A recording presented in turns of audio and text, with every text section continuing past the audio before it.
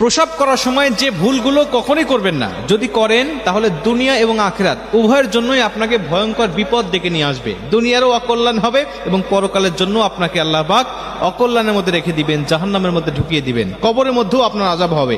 এজন্য পেশাব করার সময় বা প্রস্রাব করার সময় আপনি সতর্ক থাকবেন এই বিষয়গুলো মেনে নেওয়ার জন্য। এক নম্বরে, আপনি কখনো কোনো গর্তে প্রসাব করবেন না। আল্লাহ রাসূল সাল্লাল্লাহু আলাইহি ওয়াসাল্লাম হাদিসের মধ্যে বলেন যে গর্তের মধ্যে বিভিন্ন জিনেরা বসবাস করে, বিভিন্ন দুষ্টু জিন বা ভালো জিন, এই সমস্ত জিনগুলো সেখানে থাকে, তারা বসবাস করে।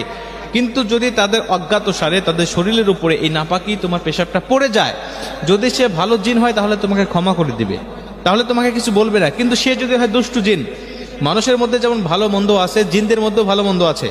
মানুষের মধ্যে ভালো মানুষ আছে যারা মানুষকে ক্ষমা করে দেয়, আবার কিছু মানুষ আছে সামান্য ভুলের জন্য মানুষের উপর অ্যাকশন নেয়, তার প্রতিশোধ নেওয়ার চেষ্টা করে।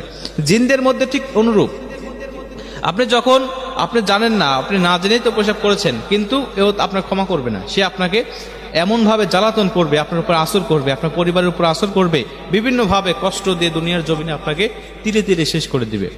এজন্য আল্লাহ রাসূল বলতেন যে গর্তে তোমরা কখনোই প্রসাব করবে না, একটু সেফে ঝোর ঝাপে, মানে মানুষের আড়ালে তোমরা প্রসাব করার চেষ্টা করবে।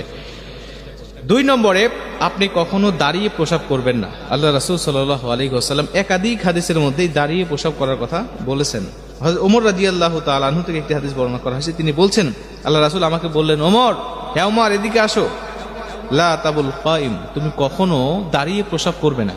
দাঁড়িয়ে প্রসাব করলে এটা আল্লাহ রাসূল সাল্লাল্লাহু আলাইহি ওয়াসাল্লাম নিষেধ করেছেন, কিন্তু বর্তমান বিজ্ঞান বলছে এর অপকারিতার কথা। বিজ্ঞান বলছে, বর্তমান গবেষক বলছে, যদি কোনো মানুষ দাঁড়িয়ে প্রসাব করে তার যে ক্ষতিটা হবে এটা অকল্পনীয় ক্ষতি। আল্লাহ রাসূল সাল্লাল্লাহু আলাইহি ওয়াসাল্লামের হাদিসগুলো বিজ্ঞানরা প্রতিগুলোই এখন গবেষণা করছে, প্রায় হাদিসগুলো গবেষণা করে দেখছে যেটাতে আল্লাহ রাসূল করতে বলেছেন এর মধ্যে কল্যাণ আছে, যেটা নিষেধ করেছেন এর মধ্যে অকল্যাণ রয়েছে। দাঁড়িয়ে যদি আপনি প্রসাব করেন, আপনার শরীর নোংরা হওয়াটাই স্বাভাবিক, আপনার শরীরে নাপাকি লেগে যাবে।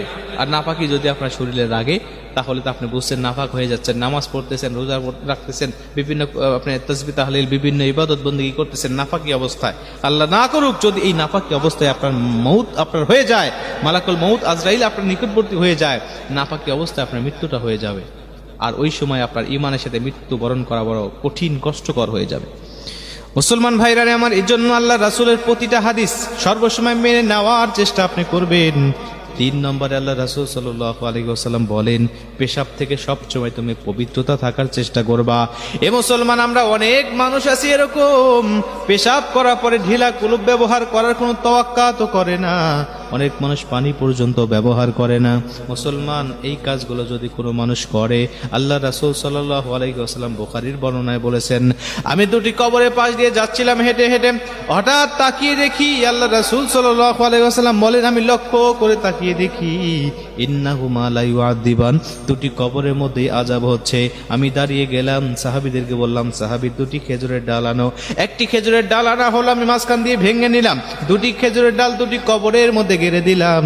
আল্লাহ রাসূল বলছেন, আমি আশা করি এই 2টি ডাল যতদিন শুকিয়ে না যাবে ততদিন পর্যন্ত এই 2টি কবরের মধ্যে আল্লাহ পাক শাস্তি হালকা করে দিবে। জোরে কোন সুবহানাল্লাহ, শাস্তিটাকে হালকা করে দিবে। আল্লাহ রাসূল বললেন, সাহাবীরা শোনো, এই যে 2টি কবরের মধ্যে আযাব চলতেছে, তাদের কোনো গুরুতর অপরাধের কারণে আযাব হইতেছে, বিষয়টা এমন নয়। সিম্পল 2টি অপরাধ 2জন ব্যক্তি করেছে। আল্লাহ আমাকে জানিয়েছেন, একজন ব্যক্তি পেশাব থেকে পবিত্র থাকতো না, আরেকজন চগলখড়ি বেলা করে বেড়াইতো, একজনের কথা আরেকজনের কাছে বলতো। এই যে 2জন মানুষের মধ্যে কবরের মধ্যে আযাব হচ্ছে, তার মধ্যে 1ম নম্বরে সে পেশাব থেকে পবিত্র থাকতো না। আমরা অনেক মানুষ এই নাপাকি নিয়ে চলাফেরা করি, পেশাব থেকে পবিত্র থাকতে চাই না। আল্লাহ রাসূল বলেছেন, কবরে যে আযাব হওয়ার 1ম নম্বর যে কারণ, সেটা হলো মানুষ যদি পেশাব থেকে পবিত্র না হয় ও অন্যান্য নেক কাজ করেছে, ভালো কাজ করেছে, শুধু এই একটা অপরাধ থাকার কারণে আমার আল্লাহ রাব্বুল আলামিন কবরের মধ্যেই ওকে বিভিন্ন আযাবের মধ্যে গ্রেফতার করে ফেলে।